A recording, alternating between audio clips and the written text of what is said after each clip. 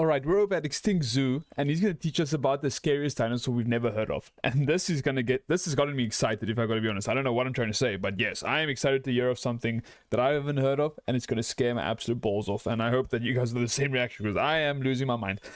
Anyways, let's just get straight into it.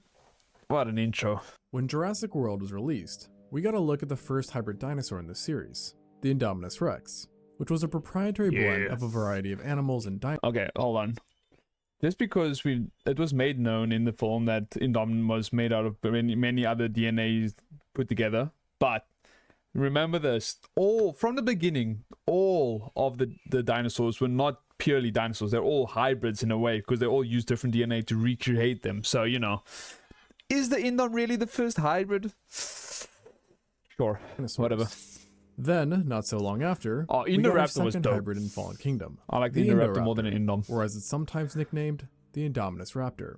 A horror movie where I like the Indoraptor so much. I like it more than the Indom. Much larger than what's seen in most real dromaeosaurs, but still retaining a crazy level of agility, a tiny little chicken over there, and perhaps the hardest to miss, a set of slender man-like arms equipped with claws that would put Freddy Krueger to shame. It's got an opposable thumb. Dude, that thing was maniacal. The Indominus Rex, it's also insanely this wombo big. combo of features certainly makes it a bit creepier, despite sharing many similarities.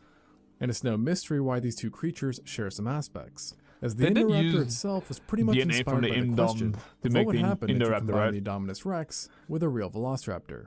Oh, okay. But as it so turns out, we don't have to ask that question, because nature kind of already answered it for us, just a really long time ago. The Utah about Raptor, 150 million years ago, to be exact.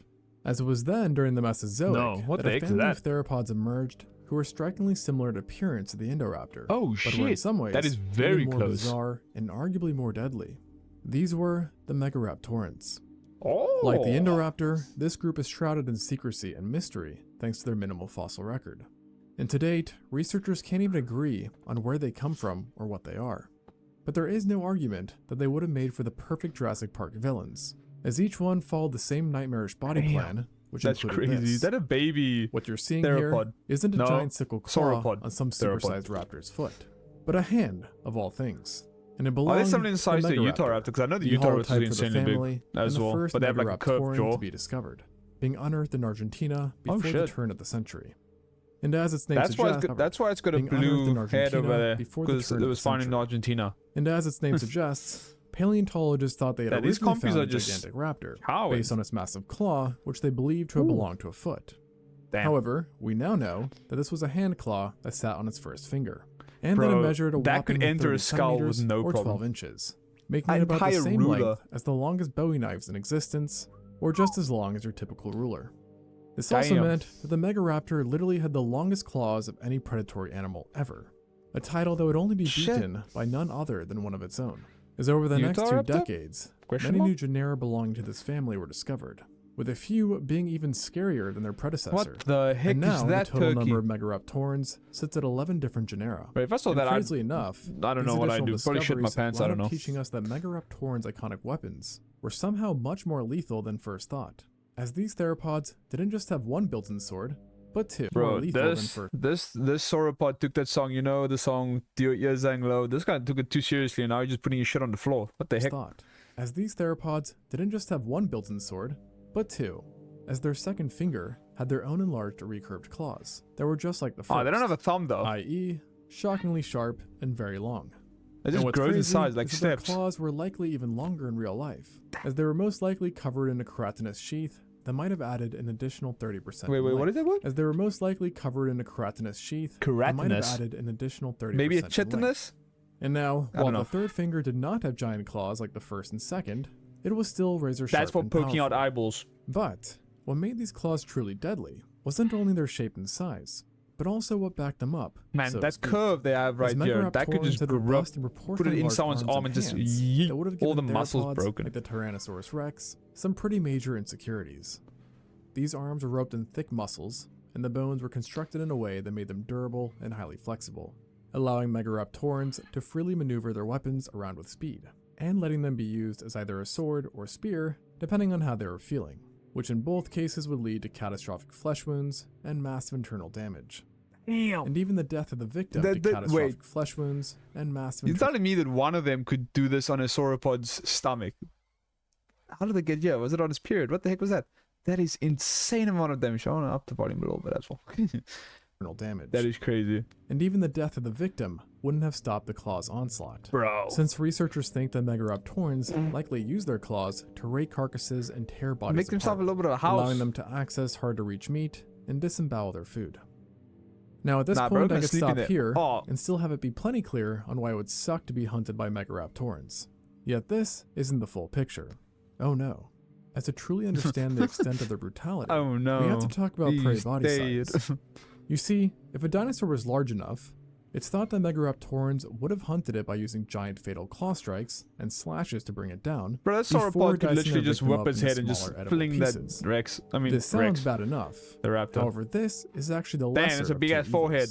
As for smaller dinosaurs, including what would be human-sized ones, the Megaraptorans did something much more unpleasant. They would first catch their prey. Were they French kissing? What the heck was that? Did something. What the heck? Much more unpleasant.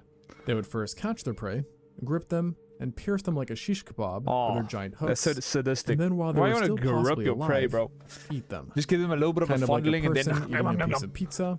Only that the pizza's alive, has been impaled, and is definitely screaming. What the heck is that this is a possibility, as Megaraptorans all had hyper-flexible and well-developed shoulders. Hey, you got a boner. Unlike anything seen in most predators, implying a wide range of motion and the ability. You're telling me this boss has got bigger muscles than me? Man. To lift things upwards towards their waiting mouths. And despite not being as deadly as their horrendous claws, their mouths were no joke either, and in some ways were actually more interesting. Damn, this lady's been showing off her jawline. That have similar teeth to their relatives, the Megaraptorans had vastly different ones among them, each seeming to take inspiration those from are some chunky nails.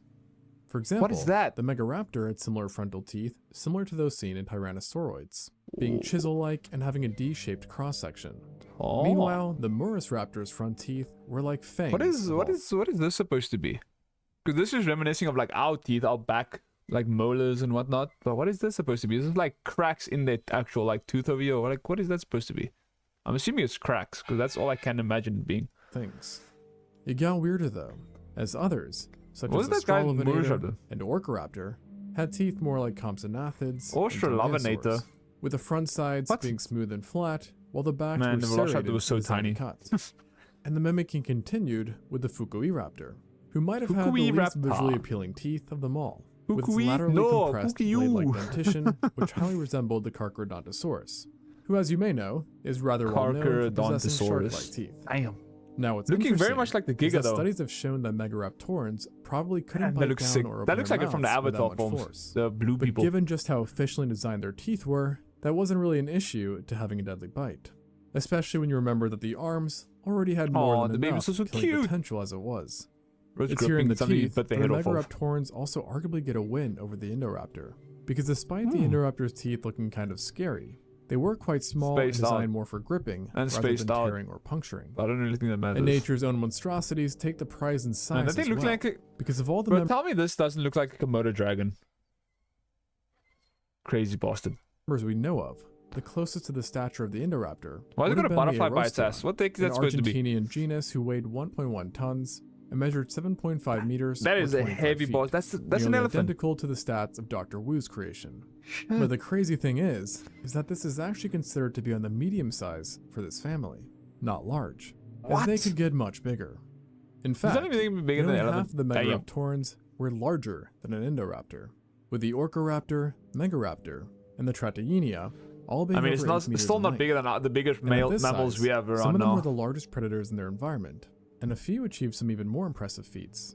As currently the largest Australian theropod is thought to have been a Megaraptor. It's not a mammal, but whatever. A fitting animal for a country well known for their messed up wildlife. Still, it wasn't in Australia that you would find the largest mammal. I don't have arachnophobia, but I hate spiders. As to meet a real giant, you'd have had to travel back to late Cretaceous Argentina, where if you were seriously unlucky, you would have encountered the Maipe. Yes, you heard that right. The Maipe. But let me tell you, this somewhat funny-sounding name is like nightmare fuel. I'm gonna have nightmares tonight. Nothing about this giant theropod was comedic. What the heck are you, turkey? Not only was the thing about this giant theropod. What the heck's going on? Your entire body's feathered up, and then your tail's just like nothing. Come on, bro. Figure your shit out. That's why you died. especially for its prey. The tail wasn't warm enough. Not only was it the largest member in its family, but it was also a massive theropod in general. Mipes also, with recovered bones are they suggesting a raptors length or what of are up they? to 10 meters or 33 feet. Because they've got big ass arms, so they're not seen Rexes. in the biggest conclusive Allosaurus specimens. At this Allosaurus size, are dope Mipe as well. was no doubt the biggest and baddest theropod in Argentina. That was almost exactly. Remember when I said like the smallest one is for picking out eyeballs? If only that was there, then I would have been so accurate. Oh, this guy got his neck slit open. Shame. Damn. But other Mipes, are they all part of the raptor family? Family. Shit's sake, man. My words are not working. Likely preyed upon pretty much everything. Let's continue. Including a variety of ankylosaurs, hadrosaurs, Anky. and ornithopods. It might have even been able to hunt a coexisting titanosaur, the Nolotitan, by using its massive claws to tear and grip it, while its mouth could then be used to deal additional You know, that damage. guy wasn't good at coding. Getting And while null no voids the claw entire belonging time. to What this a beast has bot. been found yet, researchers estimate, based on its closest living relatives, that they were at least 37.5 centimeters or 15 inches long, giving it the title of the predator with Imagine the our largest nails claws, were like... even when including Freddy Krueger like in that, the running. basically. Freddy And Krueger this is a up in his notion shit. that is adequately reflected Imagine all by our its nails name, were like that, but not which, while exactly may the not sound same intimidating length, in but like English, from our actually actual has a very nails. sinister meaning, Oh! as it references a creature in Skinwalker. Aonakink mythology known as the Shadow of Death that kills with cold wind. Never mind. So yeah, Damn, look at his teeth. coming through a forest clearing and that kills with cold what wind did you say is it a was? creature in Aonakink mythology known as the Aonakink. Shadow of Death that kills Excuse me, I think you got it wrong. This is from British mythology. Look at its teeth. That's how you know. Easy. with cold wind. Boom. So yeah, coming through a forest clearing and seeing one of these guys, or really any those like Megaraptor for crocodilians. that matter, would have Kinda been a looks like heart-thumping the ones on the moment. left. But what might really stop your heart is seeing one start to run. I Because also the see moment like it my lifted its mic's foot, you peaking a suddenly little bit, realize that so they're I'm gonna much lower my faster than volume they should have been. And there's a reason for that. from next video. Many dinosaurs have hollow or What is this? pneumatized bones, meaning they were filled with air pockets. But in Oh. Megaraptorans, this pneumatization was taken to an Sponge extreme cake. level. So extreme that only one other theropod is known to rival their hollowness. And that's the Giga? Neovenator. Never mind. And what's interesting is Neovate- that all of their Neo- bones possess this Neovenator. characteristic. But the ilium, vertebrae, and ribs were especially hollow, which together made Megaraptorans very light for their sizes. For example, the Megaraptor was only around 1 ton, while an Allosaurus of similar Only. length Okay, might have been only. 50% heavier. And it got even crazier than this, as some like the Only 1 Australovenator ton. Ugh. might have been no more than 310 kilos or 680 pounds, despite being over 6 meters or 20 Being feet almost in the length, same size, but which so leads much some lighter. That is paleontologists crazy. to think that certain genera were the cheetahs of their time. Damn. This surprising lightness helped turn this group into very agile and speedy killers, kind of like prehistoric ninja with giant shukos, and would have let even the larger ones chase down prey smaller than themselves, and stage That stealthy Allosaurus. ambushes. No.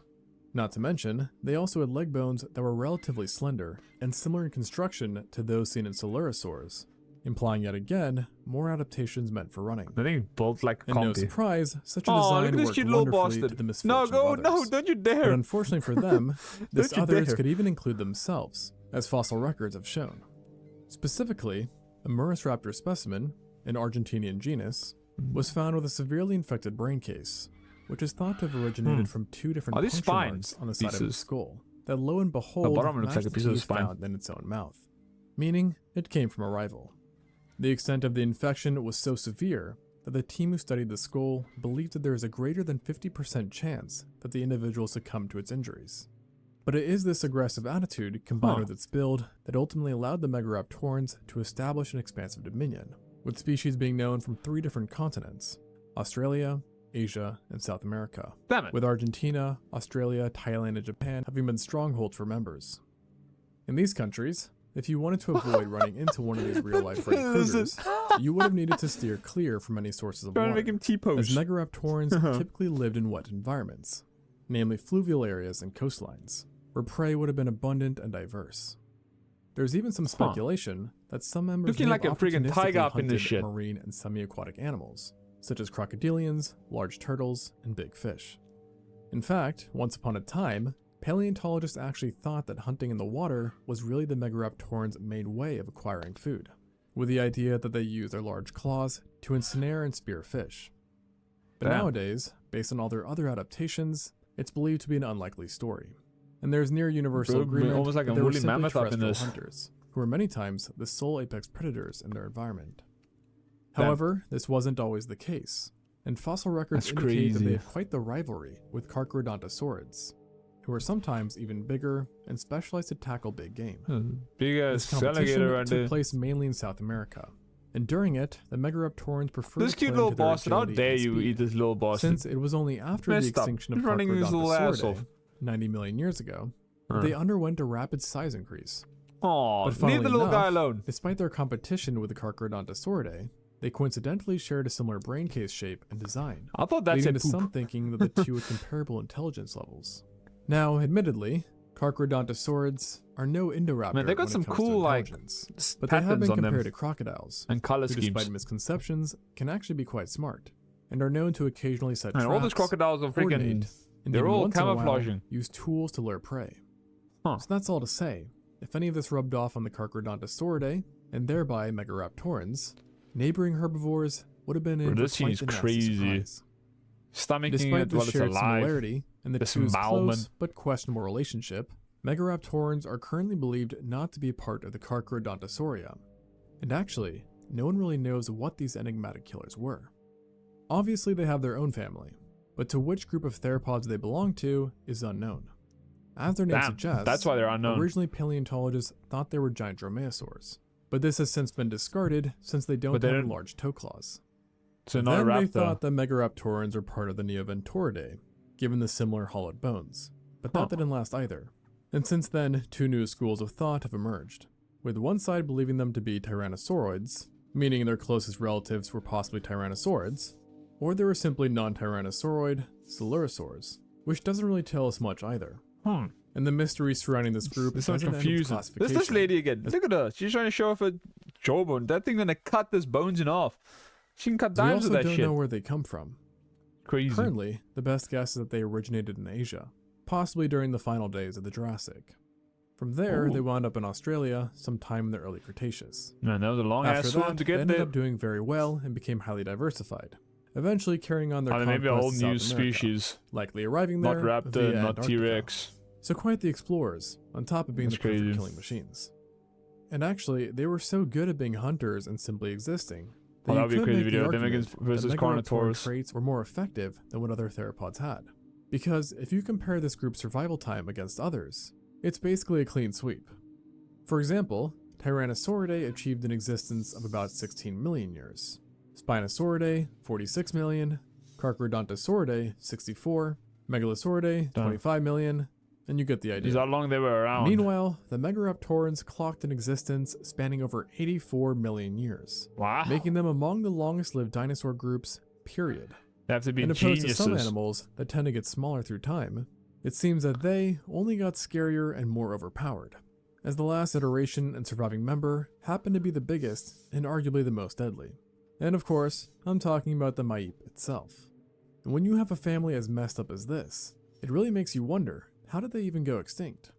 Well, it turns out that Mother Nature herself couldn't get the job done, because like the non-avian dinosaurs as a whole, the Megaraptorans were only wiped out after a giant meteor slammed into the Earth 66 million years ago, bringing an end to all non-avian dinosaurs space nature that and the last come of the and Megaraptorans. Work it out. And to this day, we're still waiting for a new animal to pop up that has claws even close to as impressive as theirs. Thanks for watching, and until next time. Thank you for making the video. Okay, that was crazy. This guy, not knowing exactly where he's from, is insane. But it's cool as shit, and it's horrifying. Some of these pictures are insane. Where's that disemboweling a sauropod? That was just nuts. I lost for words thinking of what this guy might be. Freaking looking like a cheetah, then all of a sudden he's like a tiger. Like, what the heck is this guy? But anyways, please make sure to go check out Extinct Zoo, and I'll link the original down below.